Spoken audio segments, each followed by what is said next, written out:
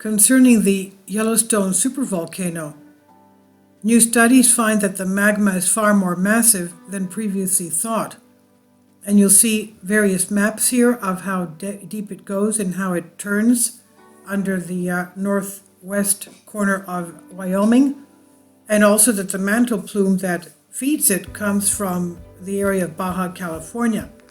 Now, analysis of 2 decades worth of seismic data has revealed that the upper magma reservoir beneath the Yellowstone Supervolcano caldera is both twice as large and twice as molten than was previously estimated. More molten rock lurks beneath the Yellowstone caldera, also known as Yellowstone Supervolcano, than was previously thought, according to a new study report. It's located in the Yellowstone National Park in Wyoming.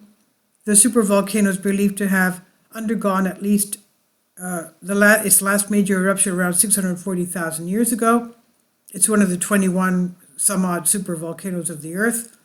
Past research revealed that there are 2 large magma reservoirs beneath the caldera, with one located just below the surface and the other a few miles down. And we know that the Yellowstone Lake is, the surface of the lake is just above the caldera of Yellowstone. Now, the study undertaken by geophysicist Professor Ross McGuire of the University of Illinois and his colleagues involved the analysis some 20 years of seismic data collected in the Yellowstone site, which was incorporated into supercomputer models.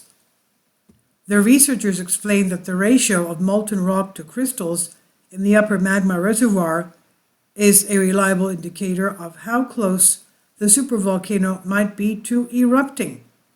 Previous investigations had suggested that the rock to crystal ratio in the near surface reservoir was around 9%, a figure that would suggest that the volcano was nowhere near the threshold needed for an eruption.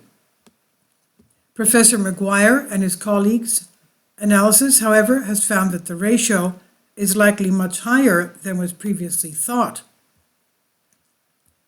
Collating 2 decades worth of seismic data, the researchers' supercomputer model indicated that the upper reservoir is both larger and more molten than predicted. Specifically, the team's analysis has indicated that the upper reservoir is around twice as large as had been previously estimated, spanning a whopping 383 cubic miles, and the rock to crystal ratio they found is more likely to be in the ballpark of 16 to 20%, also as much as double as previous estimates had determined. However, the team noted this does not mean that an eruption is imminent, as the ratio is well below the threshold needed to set off a volcanic episode. Now, the researchers wrote, mobilization and eruption of a crystal, much is possible when the melt fraction is possible, exceeds the critical threshold that marks the transition from a crystal-supported framework to a fluid suspension of crystals, which is accompanied by a dramatic velocity decrease. Estimates of the critical melt fraction range from approximately 35% to approximately 50% melt. Thus, the melt fraction, we estimate, is substantially lower than what would be expected if a large fraction of the Yellowstone reservoir were in the eruptible stage of its life cycle. And they said, although our results indicate that the Yellowstone's magma reservoir contains substantial melt at depths that fueled prior eruptions, our study does not confirm the presence of an eruptible body or imply a future eruption. Strain events, such as new magma intrusions or tectonic deformation that could begin to mobilize and concentrate magma, would likely be accompanied by a host of dynamic processes evident to ongoing geophysical and geochemical monitoring. In an associated commentary paper, volcanologist Professor Cary Cooper of the University of California, Davis, who was not involved in the present study, concurred that the results of the study do not indicate that an eruption is more likely than previously thought. The uncertainty about how melts are distributed means that more melt is not necessarily more hazardous, and continuous and careful monitoring of the volcano by the United States Geological Survey, USGS, and partners in the Yellowstone Volcano Observatory has shown no indication of unusual activity.